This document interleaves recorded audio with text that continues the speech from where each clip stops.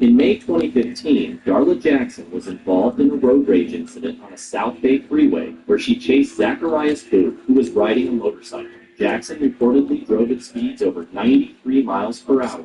She pursued Boo across 4 lanes, getting as close as 5 feet behind him at 80 miles per hour, and eventually hit his motorcycle, pushing it about 300 feet before it crashed. The crash was so severe that Boo's family couldn't recognize him due to his injuries. Jackson was charged and went to trial for voluntary manslaughter. In court, Bute's family and the prosecution pushed for a tougher sentence, highlighting the deliberate nature of Jackson's actions. The judge sentenced her to 6 years in prison, a middle-range term to highlight the dangers of road rage. The middle term, 6 years. The sentencing received mixed reactions. Some felt it brought closure, while Boo's family believed it was insufficient. The family pointed out that Jackson had many chances to stop her. Oh no, I can't go for it. Reading the rules, it said if I'm past the 50, I can go for it. She had every opportunity to change her mind and not chase my brother across 2 freeways. Pretty hard to understand why someone would get that angry. I still can't get her head around it. The judge admitted the challenge, improving Jackson's intent, but felt her actions deserved prison time. There were discussions about inconsistencies in sentencing compared to similar cases. That firefighter in the shoulder. I told him just that when you get 9 years in prison, but you run over a neighbor with a military on a motorcycle and you get 6 years. Justice to me was not served.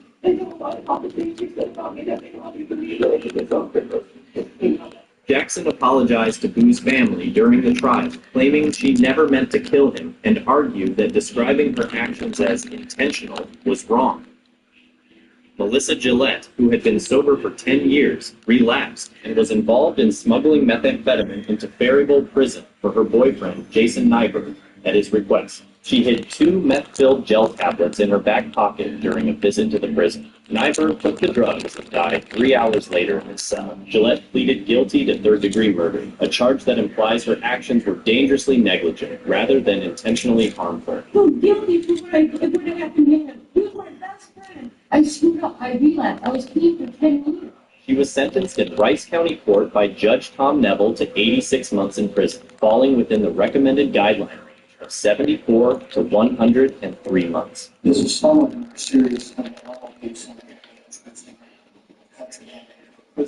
The guidelines for that offense with no criminal history score are 74 to 103 months. During her sentencing, Gillette expressed deep remorse, stating she never intended to cause Nyberg's death and only wanted to feel love. The case had a significant emotional impact on Gillette, who broke down in court.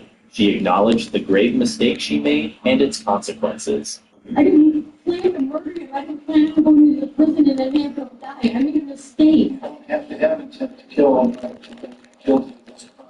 Family friends, Tina and Tony Bartoni, who have been caring for Gillette's 4 children, spoke about the ongoing challenges and the need for continued support. It's just this cycle, it just continues and continues, and they just need help. I'm not a full-blooded child.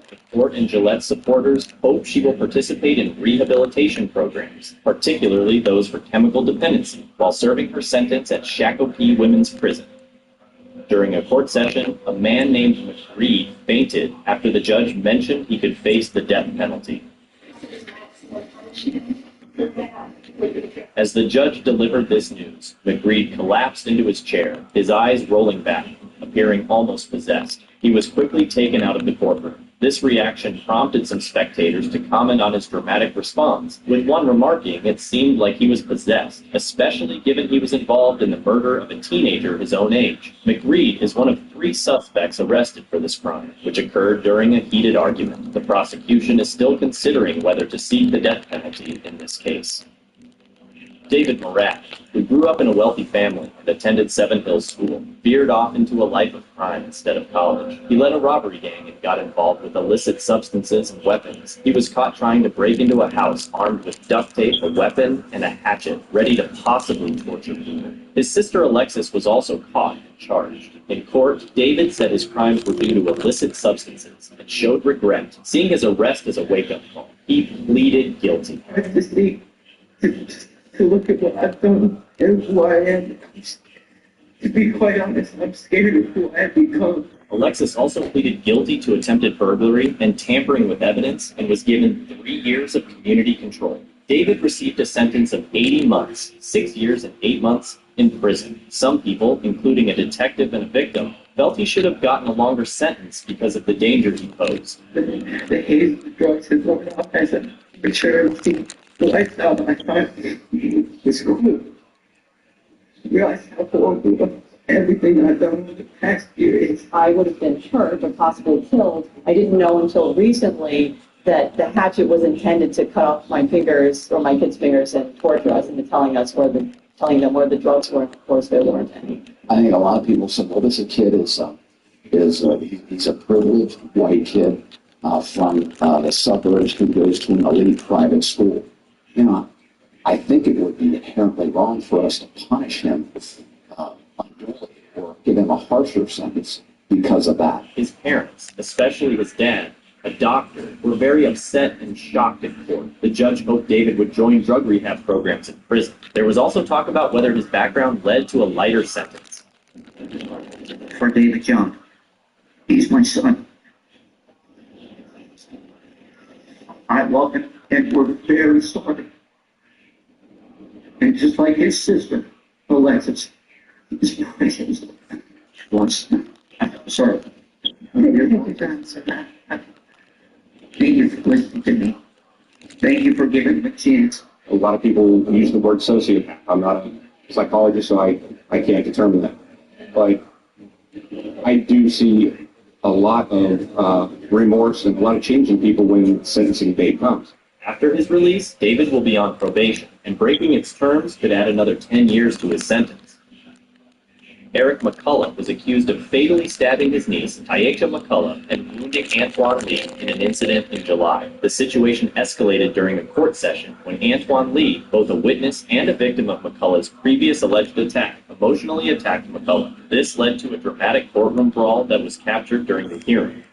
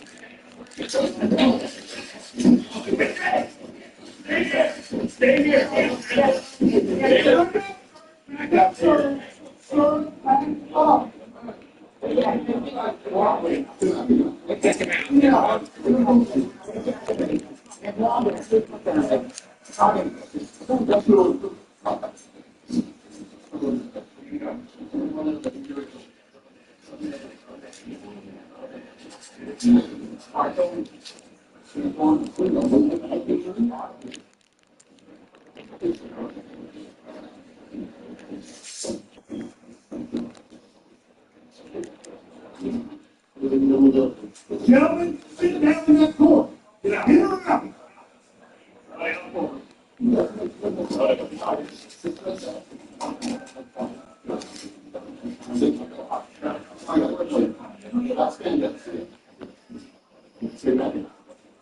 I got some more officers coming. Yes, sir.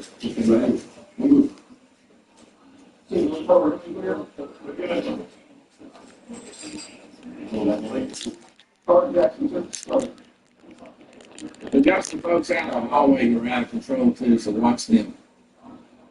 Sorry, Mexican, sorry, Mexican, back. I need to get a lock down. Stop all in the street. It's an emergency traffic.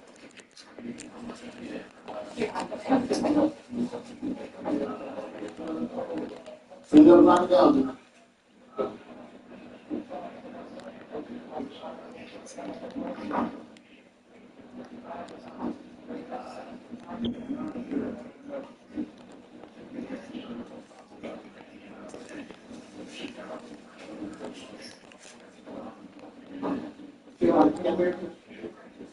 We also got some folks out in the hallway. We need to watch.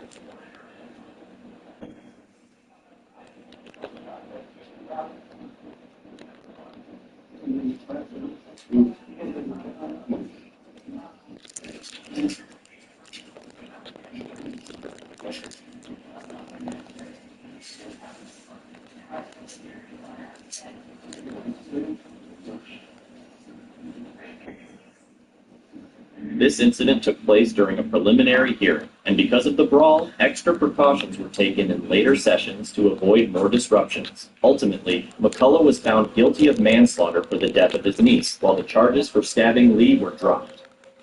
18-year-old high school student Fernando Salgado pleaded not guilty to charges related to an incident where he allegedly assaulted another teen with a metal rebar. During the court session, Salgado learned that his bail was set at $300,000, causing visible distress. His family reacted emotionally to the bail decision, highlighting their shock and disagreement with the accusations.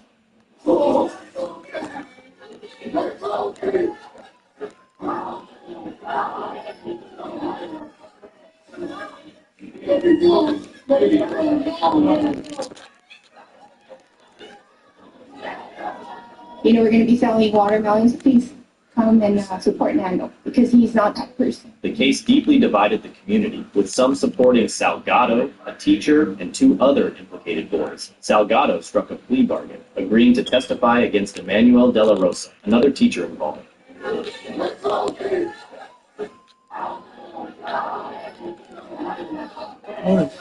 As part of the deal, Salgado received a reduced charge of assault with a deadly weapon and a sentence of 3 years of felony probation, along with 180 days in county jail on weekends, with credit for 24 days already served.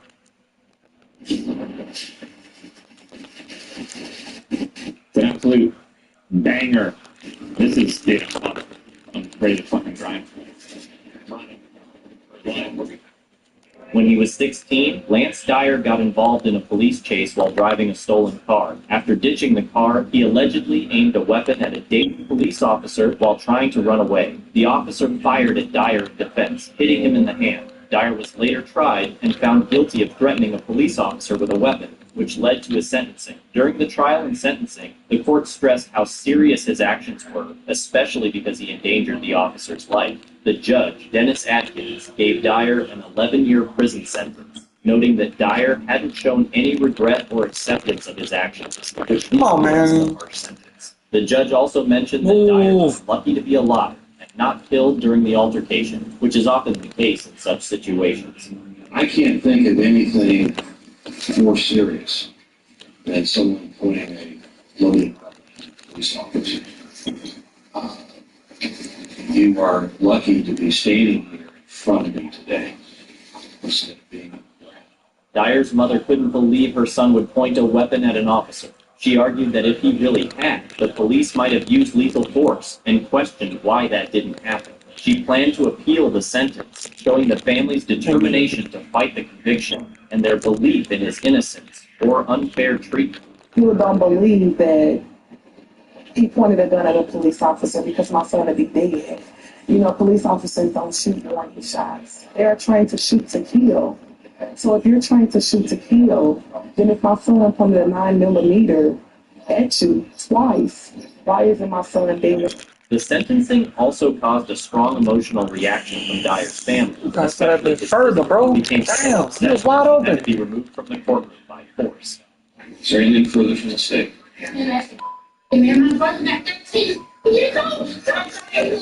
She wasn't charged for her outburst, but she was banned from the courthouse.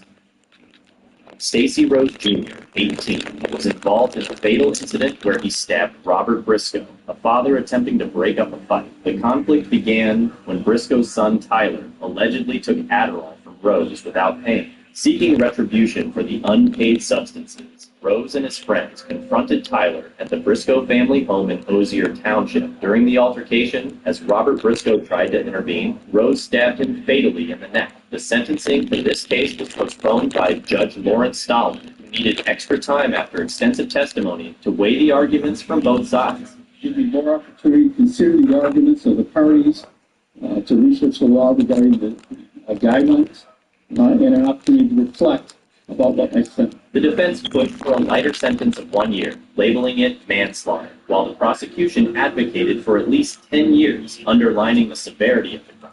Judge Stalin took 2 hours during the sentencing hearing to discuss his rationale, ultimately sentencing Rose to a minimum of 10 years and a maximum of 15 years in prison. And of course, the sentence was shortened to Rose. The sentence of 10 years, maximum 15 years in prison. Rose's family, particularly his mother, believed the sentence was unjust and planned to appeal, arguing the incident was accidental. My son wasn't a drug dealer. They went out there and stole their clothes out of his car. The defense attorney suggested that many jurors felt Rose was not guilty of intentional murder. My client obviously is not happy with that. There will be an appeal. The entire case, most of those jurors, I feel, thought Mr. Rose was actually not guilty. They realized it was an accident. I'm pleased with the verdict as it was. I think it should have been a longer sentencing than that, but we'll take what we got. He laughed, he loved, he shared. He was always there for everybody and anybody when we needed him. On the other side, Sandy Briscoe, Robert's sister, expressed both relief that the trial was over and dissatisfaction with the length of the sentence, reflecting on her brother's character and the family's loss.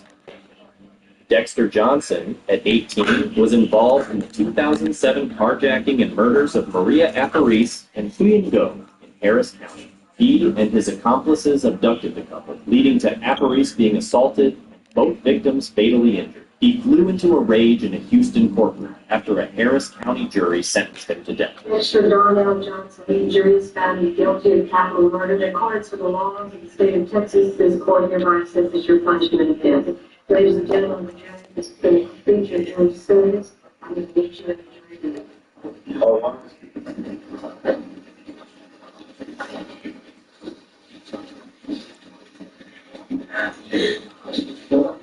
Dexter Johnson began knocking down chairs before he was tackled by about a dozen courtroom officers.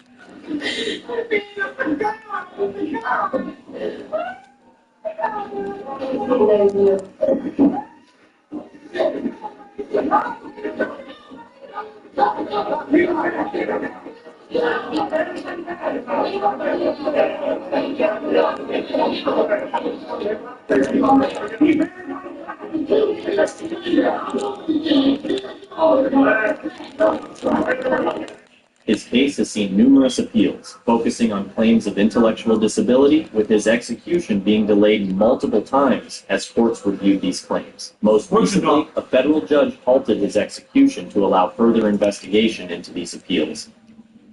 Ryan Brady, a 34-year-old driver, was involved in a hit and run that killed 62-year-old Irina Hyde as she was leaving her job at a nursing home. The collision was so strong that it knocked the grill off his car. According to prosecutors and court records, Brady was distracted because he was listening to music and looking at his phone when it alerted him, which caused him not to notice that he had hit someone. Although Brady claimed he didn't realize a collision had occurred, he drove away without stopping to help or call the police. He was later arrested and charged in connection with the hit and run. During the court hearing, the emotional impact on Arena's family was clear. Her husband, Tony Hyde, was so upset that he shouted at Brady and had to be escorted out of the courtroom. Sir. Their daughter also collapsed during the hearing, clearly overwhelmed by the situation. The judge set Brady's bail at $10,000 as the case moved forward. Big enough to cuddle what you did. Look at my family and my brother-in-law and my family's stuff, which goes on and on. While Brady's arrest brought some sense of justice to the family, they recognized that it wouldn't take away their pain, and they faced a tough road ahead.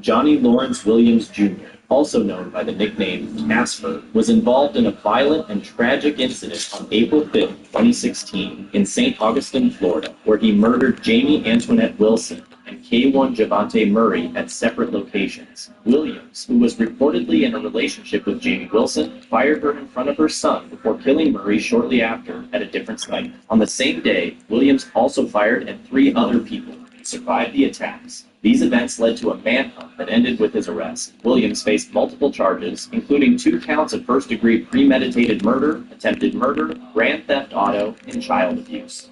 Ladies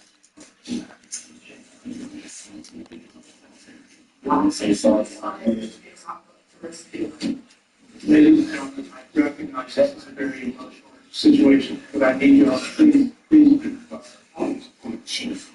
I'm so sorry.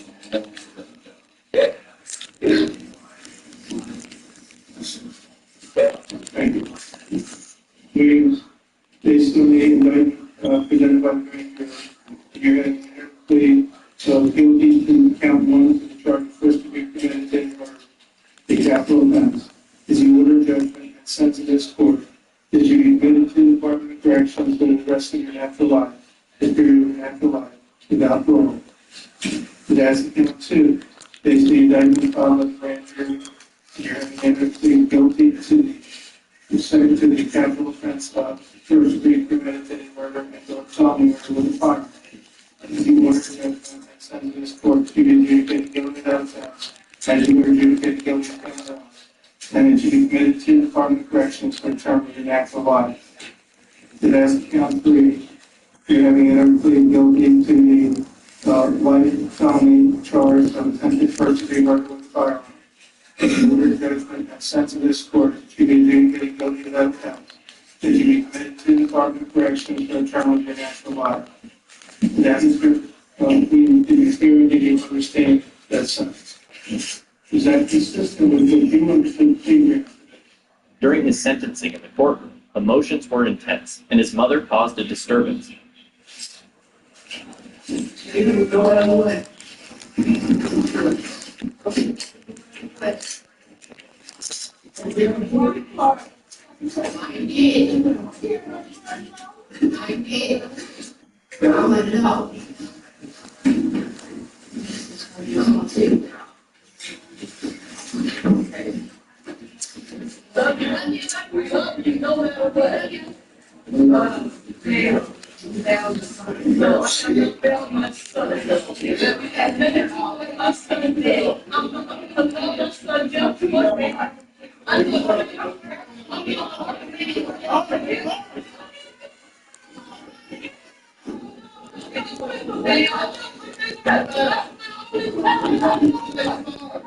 Williams was sentenced to life in prison without the possibility of parole, a sentence that underscored the gravity of his actions and their devastating impact on the community. In Royal Palm Beach, Florida, a significant altercation unfolded in the parking lot of a public supermarket involving Alexandria Thomas and her boyfriend, Joseph Genovese. The argument between Thomas and Genovese escalated when Thomas, who had an 8-inch knife in her purse, stabbed Genovese in the chest. He was quickly taken to the hospital in critical condition because of the serious nature of his injuries. You're running the clock in the third quarter? That's crazy. Stabbing. During her initial court appearance, the severity of the situation deeply affected both Thomas and her mother. He's in that case.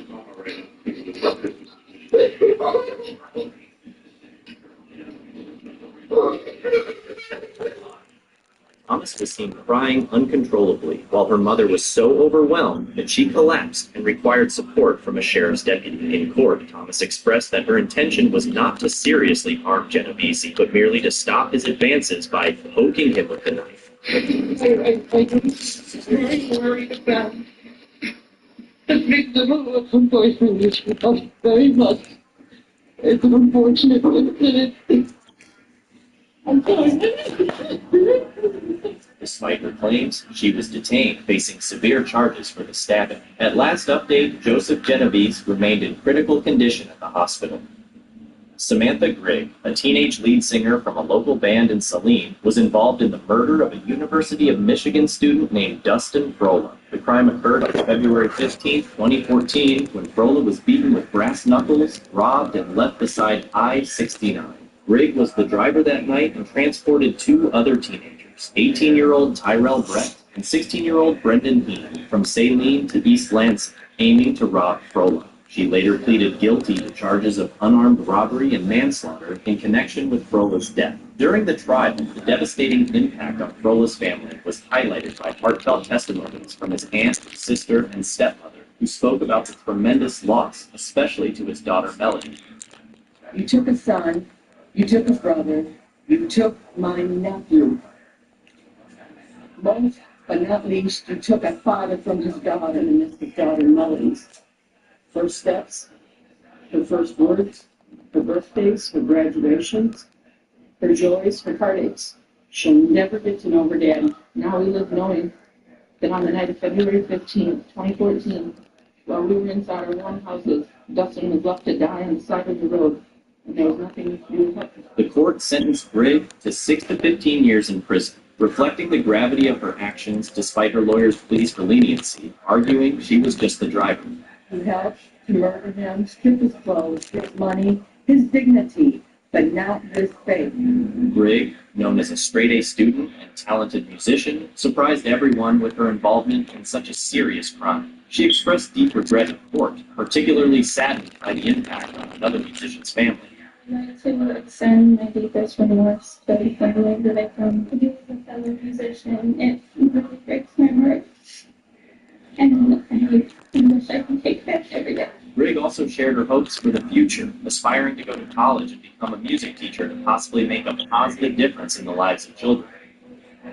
Let's look into the trial of Michael Jace, known for his role as a police officer on the TV show The Shield, who was charged with the murder of his wife April in Los Angeles Superior Court. Jace faced second-degree Kentucky murder defense can't stop harming his shit. wife in their home, resulting in a profound loss for her family. Now you about to go back to running the ball with the same dude. Like, this offense is so fucking predictable. Damn, son. May 19th. My only daughter was shot and killed on May 19, 2014, but we both died that night. The tragic event was witnessed by the couple's two young sons. It came out during the trial that Jace used a revolver owned by April's father. Although Jace did not testify in his own defense, he had earlier told detectives that he had planned to use the weapon on himself but couldn't go through with it. Instead, he decided to fire his wife in the leg to inflict pain. And I saw the cousin, I observed it being served. And I thought it was important in that. Even though it's important for the time to blow that, I didn't think I was doing it. There was no premeditated game. Deputy District Attorney Tanaz Mokaya argued that Michael Jace's killing of his wife was premeditated. She presented to the jury that Jace waited for his wife to come home, struck her in the back, and taunted her before harming each of her legs. Their 10-year-old son testified, recounting that he heard his father say, "If you like running, then run to heaven," right before firing the second time. The jury convicted Jace of second-degree murder. He displayed minimal emotion as the verdict was announced, only biting his bottom lip. The Jace family, however, expressed satisfaction with the trial's outcome. Savoy Brown, April Jace's adult son shared that it was tough for the family to watch Jace during the trial and expressed hope that Jace would show remorse during sentencing. The trial also revealed that Jace was upset about his wife's wish for a divorce and suspected her of having an affair, although there was no evidence provided to support these claims. Deputy District Attorney Mukayev stated that Jace could face 40 years to life in prison.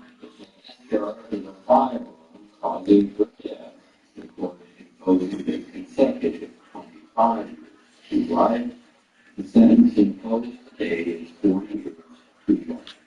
Jace's defense lawyer, Jamin Hicks, admitted that his client regretted killing his wife. Hicks mentioned that Jace might speak at his sentencing hearing to express his remorse. However, he also intended to show respect for the family of April Jace.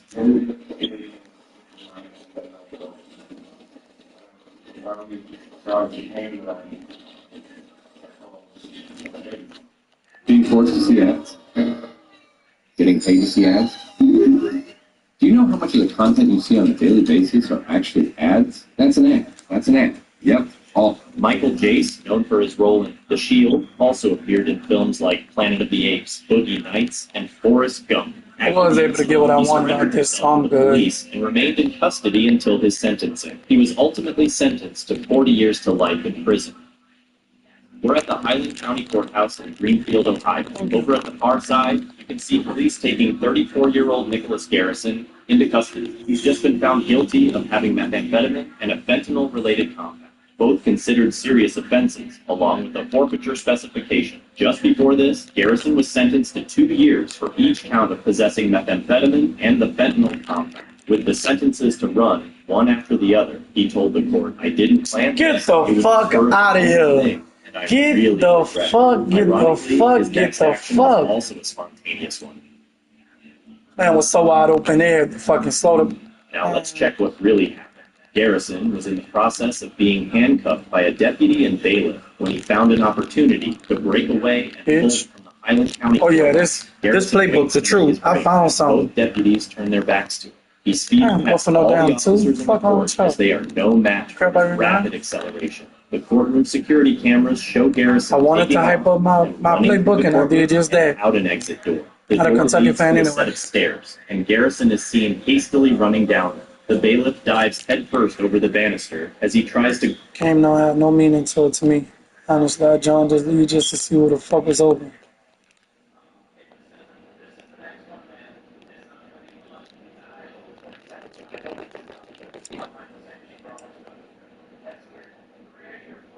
All they about to do is run the ball.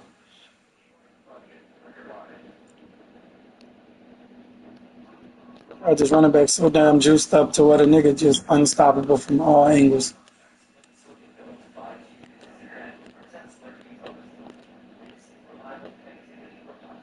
Same shit. Same shit. Same exact shit. This nigga. Same shit.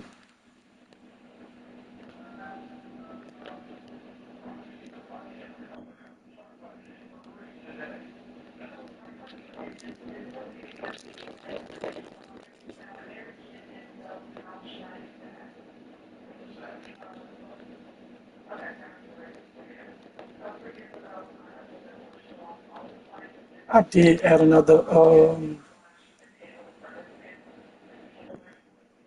drop to this. I did.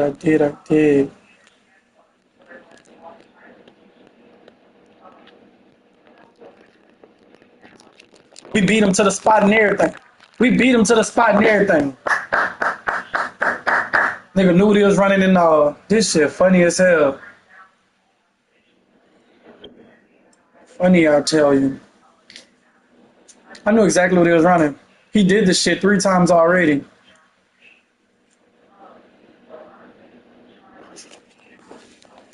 Damn, to say he playing like this and he 2-4, like what the fuck?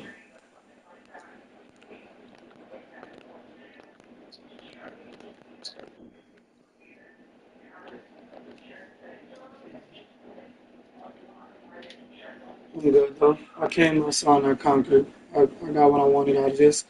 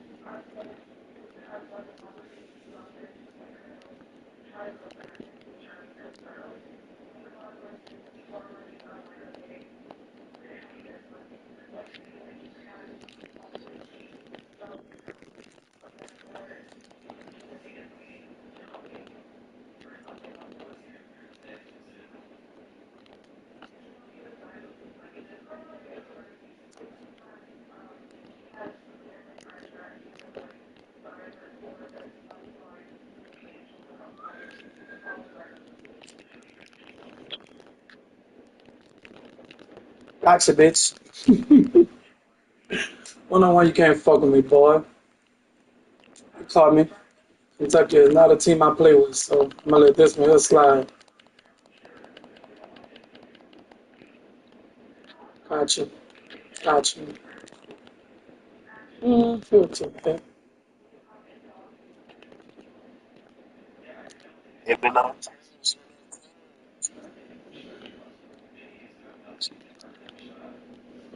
Nah, you got this one. I'm gonna get this one to you. I done left y'all the lead and everything. I ain't even in the chat no more. Yeah, this team already got 2 losses, and I just joined today. Nah, I'm good. So instead of yeah, I just joined today. Literally, I just joined right before we played. I never played with Kentucky before in my life. I'm not a fan or anything. So yeah, they already behind the 8 ball and already. Yeah, nah, I don't give a fuck about that rank shit. Shit ain't nothing but a propped up scheme. But you got this one. Like I said, you got this one.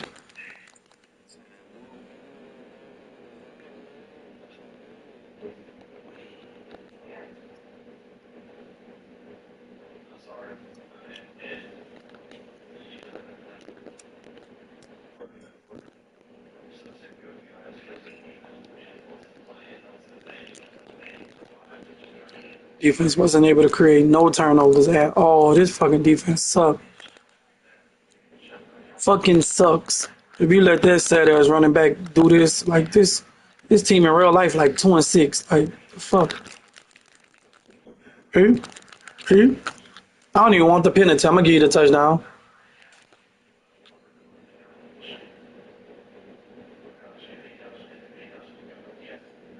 See, I have the clear choice of giving you the touchdown or going back to 2nd and 12. I'm gonna give you the touchdown.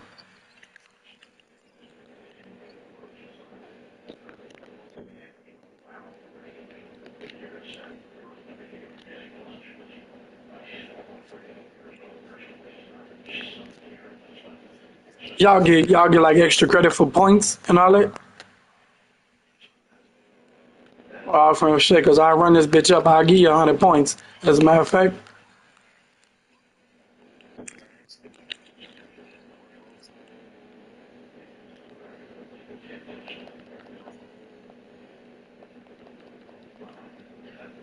So you been in this league?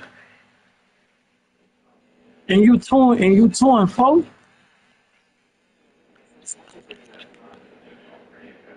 That's crazy. Touchdown. Fuck no, I don't want no touchdown, bitch.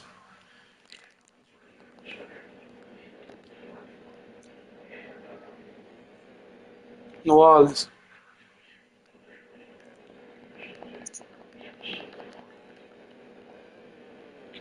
Nah, I don't do all that.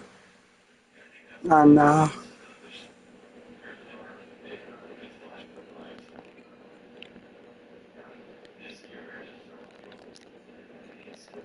Good shit, boy.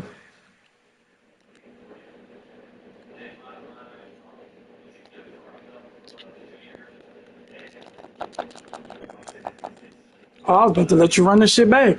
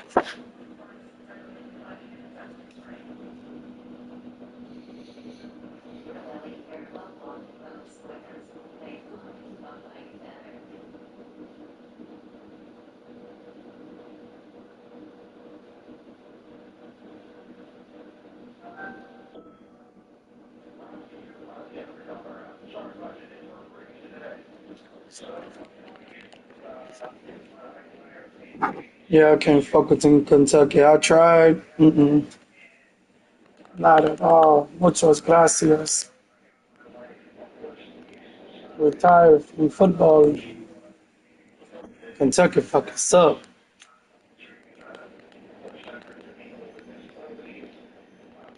But in other words, I was able to get the playbook that I wanted.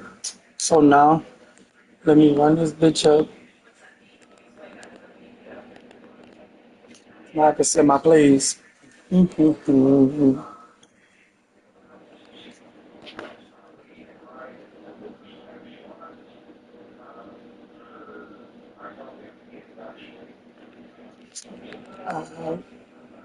So flex on those quad crack toss.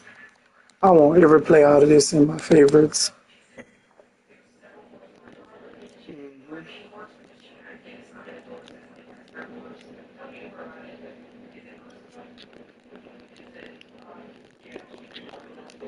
So the crack toss could be a stop with zone. That's different. I didn't know that.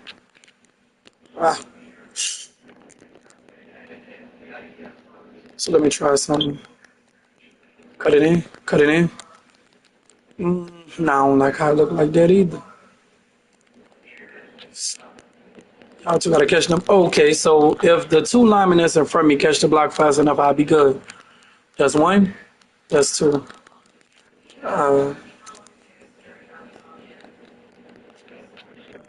There's one.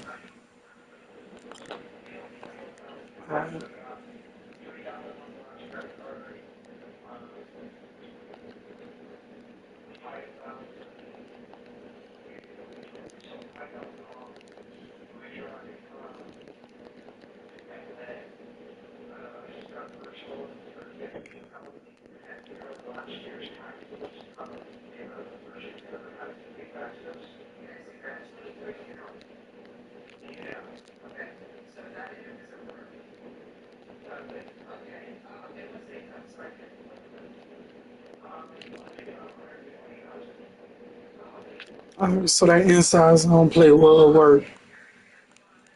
Let me see. What else I added?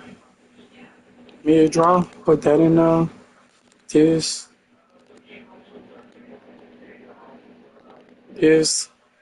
For sure they have back toss. Let me try this. Oops. So hold on. Who got the ability to toss the ball? The receiver? Who has the ball? So if I don't press nothing, it's just a design run for my running back.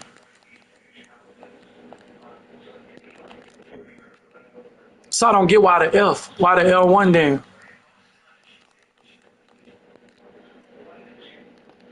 It's something I'm not doing right.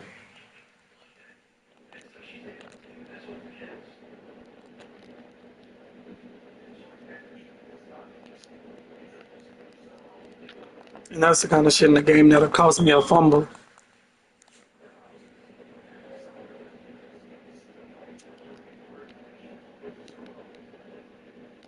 Let me try this one.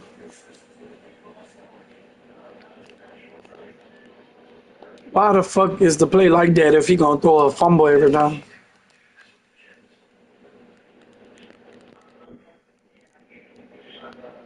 But yeah, that shit look perfect.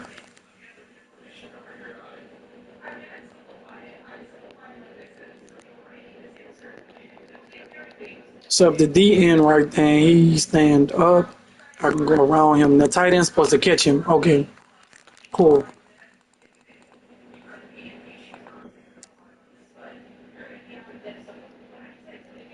and it's to my favorites. I was able to get the playbook that I wanted. Let me try.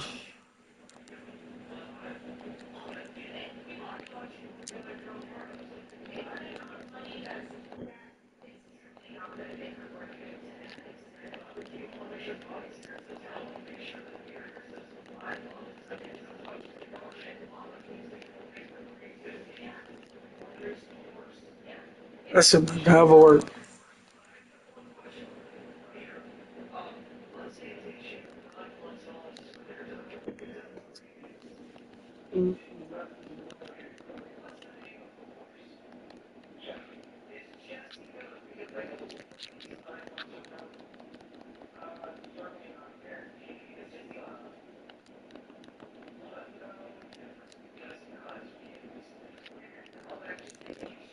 Thank you. So that will work. Mhm.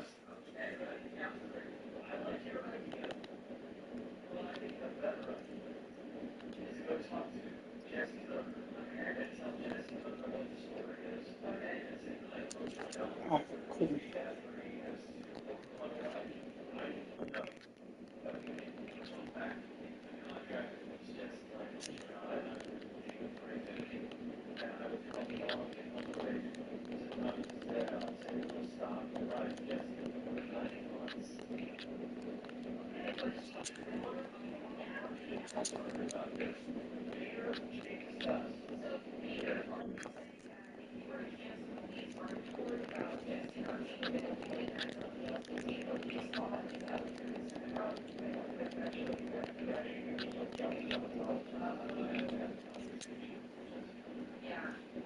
So the play not working no matter how I try. He's supposed to cross over. Let me see. Bring it down. Here. Could have been catch. Try this. Mm-hmm. Keep going.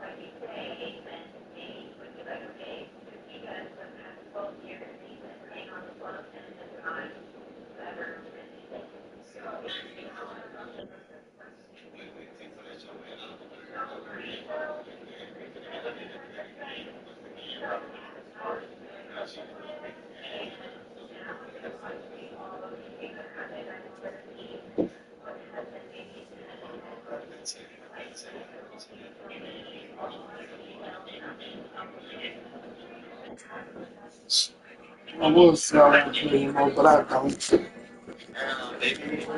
Kept it up.